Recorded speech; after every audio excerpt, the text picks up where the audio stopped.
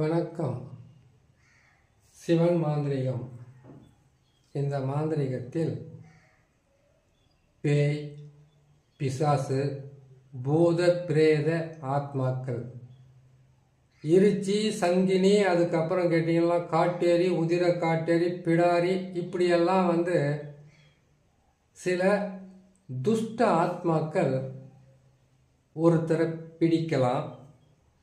இல்லை மாந்திரிகத்தில் இந்த மாதிரி செய்து அவங்களுக்கு பாதிப்புகளை உருவாக்கலாம். அப்படி செய்வதனால செய்கிறவங்களுக்கு என்ன நன்மைன்னு கேட்டிங்கன்னாக்கா, எந்த மாந்திரிகரும் வீட்டை தேடி போய் உங்களுக்கு இதை செய்யட்டுமா அதை செய்யட்டுமான்னு கேட்க மாட்டாங்க. ஒரு பகை இல்லை வெறுப்பு, குடும்பத்தில் ஏற்படக்கூடிய பிரச்சனைகளால் வாய் தகராறு, இல்லை சொத்து தகராறு, இல்லை பணம் கொடுக்கல் வாங்கல், அதிகமான பிரச்சனைகளை பெண்களால் தான் வரும். வாயை வச்சுக்கிட்டு சும்மா இருக்க மாட்டாங்க.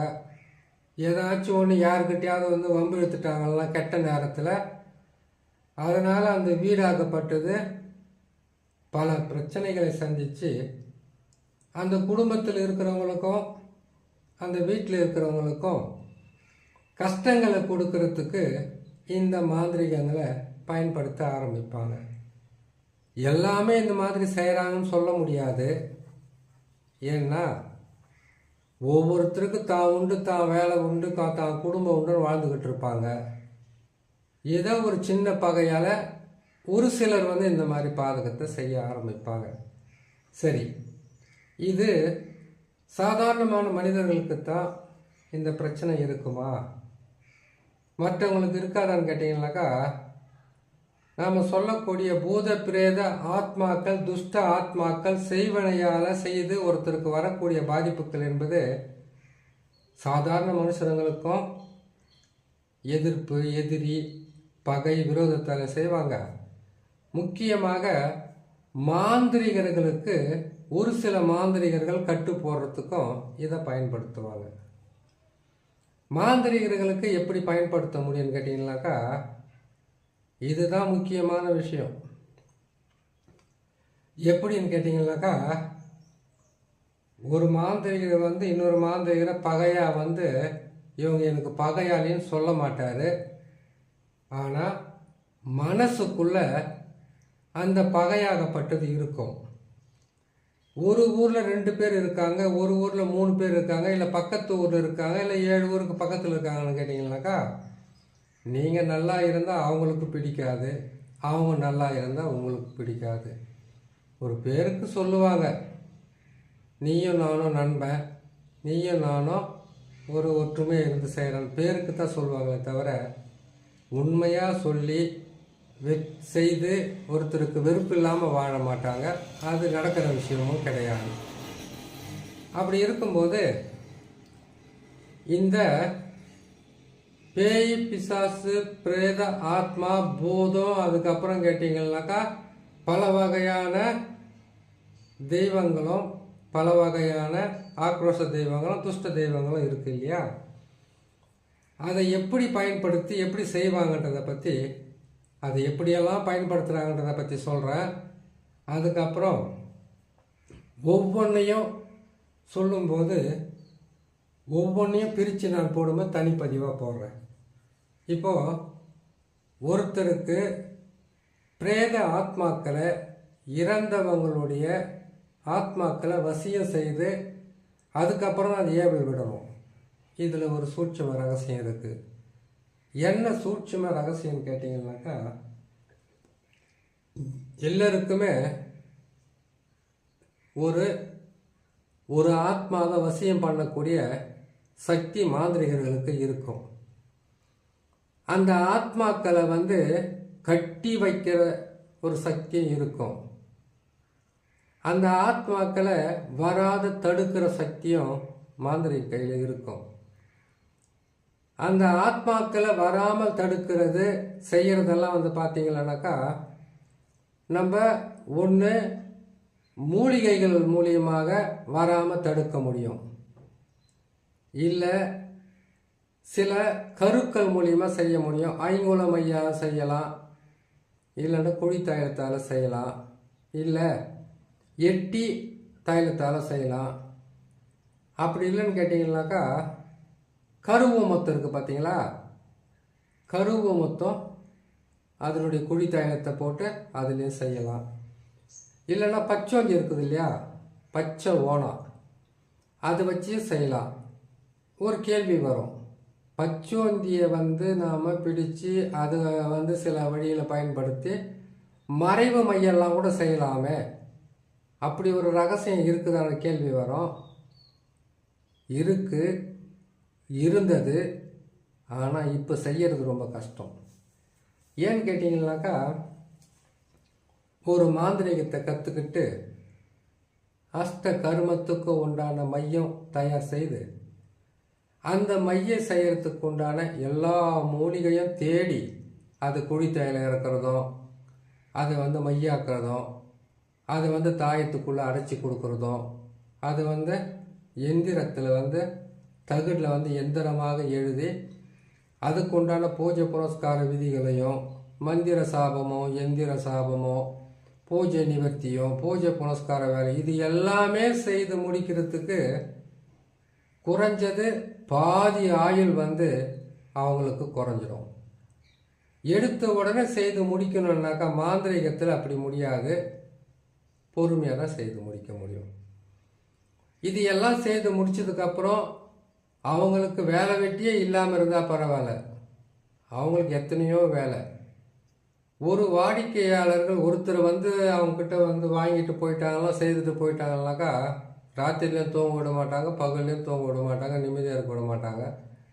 எதை செய்கிறது, எப்படி செய்கிறது, எந்த நிலையில் செய்கிறதுனாலாம் கேட்குறாங்க இல்லையா, அதையெல்லாம் கேட்டு அவங்களுக்கு பதில் சொல்லி அவங்க செய்து அதை வெற்றி பெற்று அவங்க நல்லா இருக்கிறேன்னு சொல்லிட்டாங்கன்னு வச்சுக்கங்களேன், அப்போ தான் இவங்களுக்கு ஒரு நிம்மதி இருக்கும். ஒரு சிலர் என்ன பண்ணுவாங்கன்னு கேட்டிங்கன்னாக்கா நல்லா ஆயிடுவாங்க, நல்லா ஆயிட்டுன்னு சொல்லவே மாட்டாங்க. ஏன்னு கேட்டிங்கன்னா மறுபடியும் உங்களுக்கு காசை கொடுக்கணுன்றதுக்காக சொல்லாமல் இருந்துடலாம்.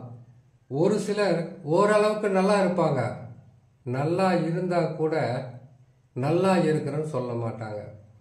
ஒரு சிலர் நல்லா ஆக மாட்டாங்க, அவங்க நல்லா ஆகிறதுக்காக உங்களை சும்மா விட மாட்டாங்க.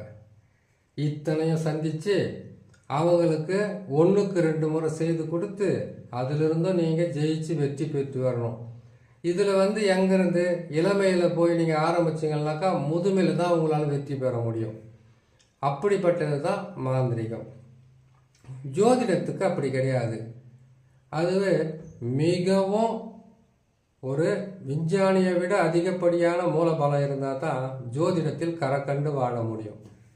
அப்படி இருக்கும்போது ஒரு மாந்திரிகத்தை செய்து நீங்கள் வெற்றி பெறணும்னா எல்லா வகையான திறமையும் எல்லா வகையான மூலிகை சக்தியும் எந்திர மந்திர கரு அனைத்து வகையான சக்திகளையும் பெற்று வச்சுக்கிட்டு மெல்ல மெல்ல நீங்கள் அதை ஆரம்பித்தா தான் அது முடியும். சரி, இப்போது பூத பிரேத ஆத்மாக்களுடைய அந்த பூத பிரேத ஆத்மாக்கள் எப்படியெல்லாம் பயன்படுத்துகிறாங்கன்றதை பற்றி இப்போ பார்க்கலாம்.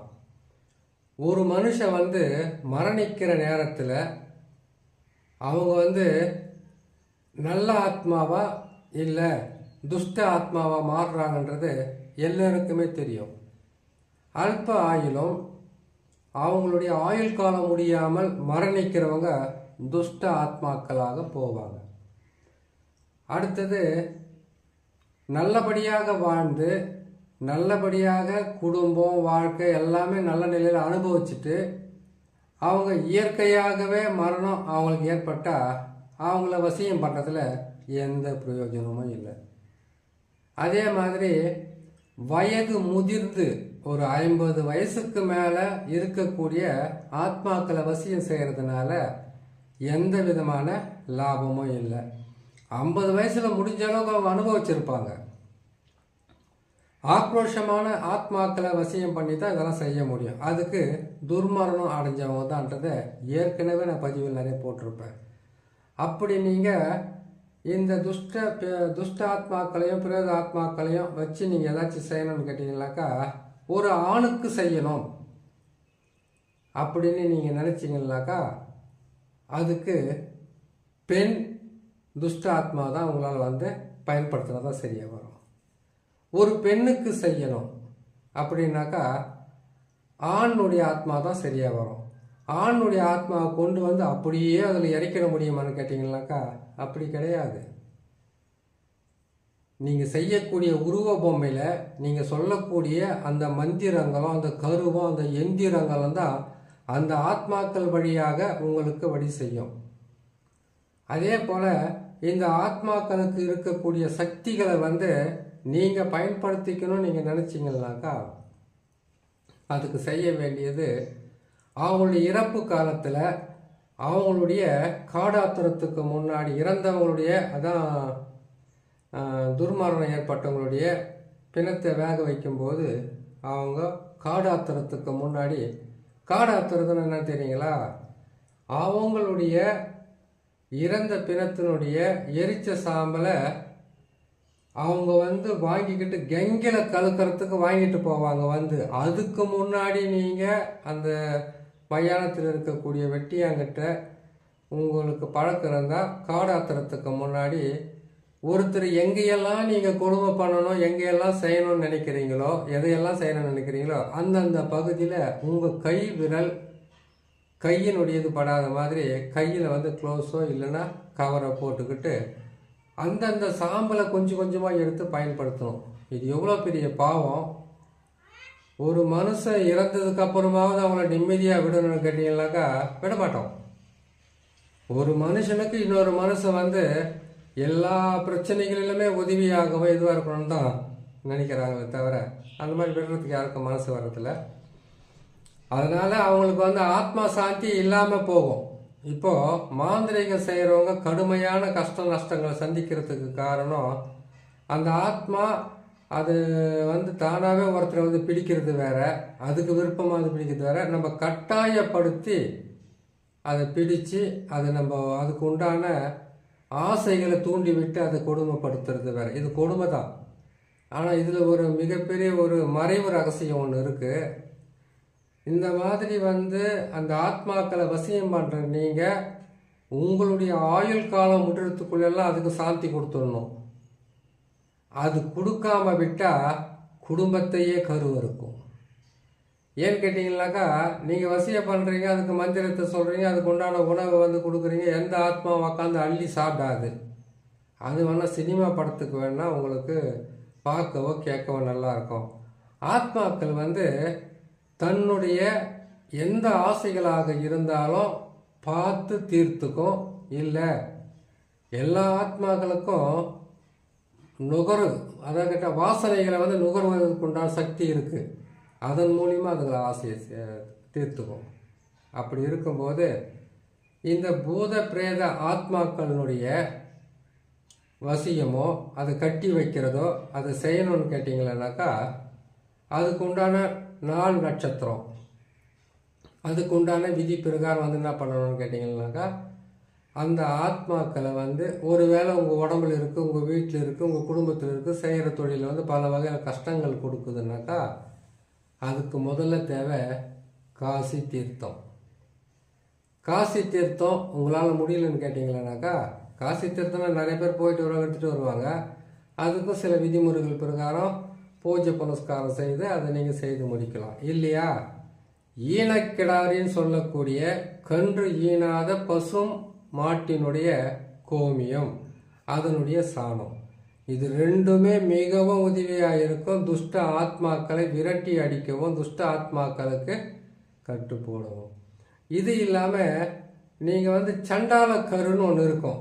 சண்டால கருனாக்கா பிரிக்கிறது, எடுக்கிறது, அழிக்கிறது, அறுக்கிறது, உடைக்கிறது, தப்பு செய்கிறது, இது எல்லாத்துக்கும் அந்த சண்டால கரு பயன்படும். அதை பற்றி நான் தனியாக ஒரு வீடியோ போடுறேன், அந்த கரு எப்படி செய்கிறதுன்னு. இப்போ அந்த மாதிரி கரு பயன்படும். எட்டி தைலமும் முழுசாக உங்களுக்கு பயன்படும். சரிங்களா?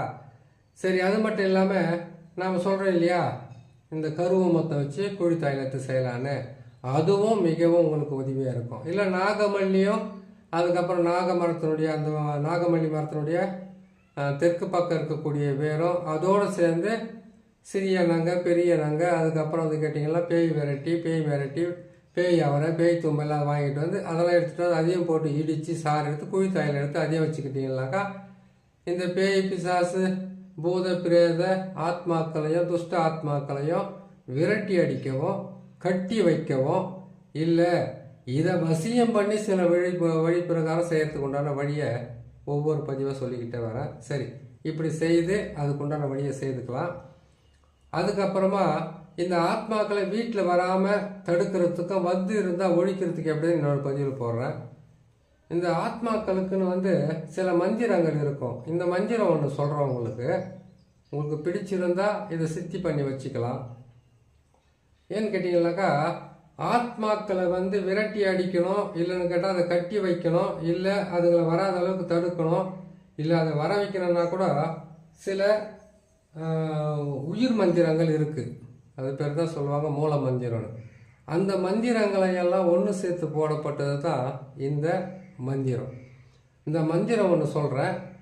எப்பப்போ என்னால் முடியுதோ டைம் இருக்குதோ அப்போல்லாம் ஒரு மந்திரம் சொல்லிக்கிட்டு வரேன். முடிஞ்சால் நீங்கள் அதை கேட்டு பயன்பெறுங்க. அதை வந்து நீங்கள் சித்தி பண்ணி வச்சுக்கோங்க. சரிங்களா? சரி, ஒரு மந்திரத்தை சொல்கிறேன், பொறுமையாக கேட்டுக்குங்க.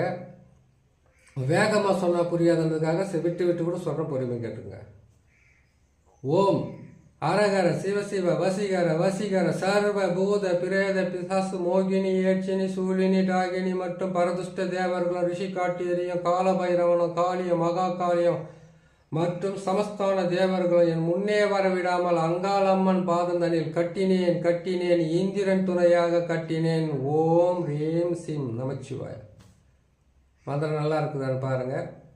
இன்னொரு முறை வேணா சொல்லட்டுங்களா?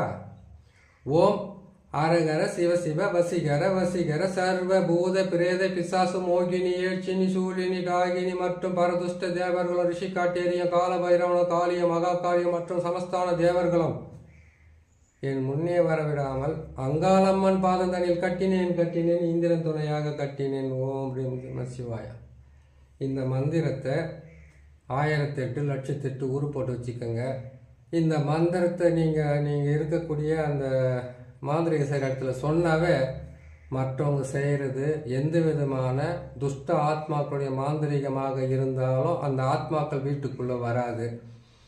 எல்லா வகையான கெட்ட மாந்திரிகங்களும் உங்களுக்கு பலிதமாகாது. உங்களுக்கு நல்லது நடக்கும், கெடுதல்கள் தடுக்கப்படும், கெடு பலன்கள் உங்களை விட்டு விலகும். சாதாரணமாகவே ஒருத்தர் வந்து மாந்திரிகம் செஞ்சவங்க தான் தெரிஞ்சவங்க தான் செய்யணும்னு கிடையாது. தெரியாதவங்க கூட இந்த மந்திரத்தை கற்றுக்கிட்டு பொறுமையாக உக்காந்து இதை ஒரு நாளைக்கு 108 நல்லா கேட்டுங்க, 108 தான் செய்யணும்னு கிடையாது. 16, 27, 48, 108, 1008 இப்படி இந்த மந்திரத்துங்களை நீங்கள் உரு போட்டுக்கிட்டு வந்தாவே உங்களுக்கு மிகப்பெரிய ஒரு பாதகமோ துஷ்ட ஆத்மாக்களாலையும் பூத பிசாசு பிரேத ஆத்மாக்களாலையும் செய்வன பாதிப்புகளாலும் சூனிய கட்டுக்களாலும் வந்து நீங்கள் விடுபட்டு வரலாம். நல்ல ஒரு பதிவு தான் இது. கேட்டு பயன்பெறுங்க. இன்னொரு நல்ல பதிவில் சந்திக்கிறேன்.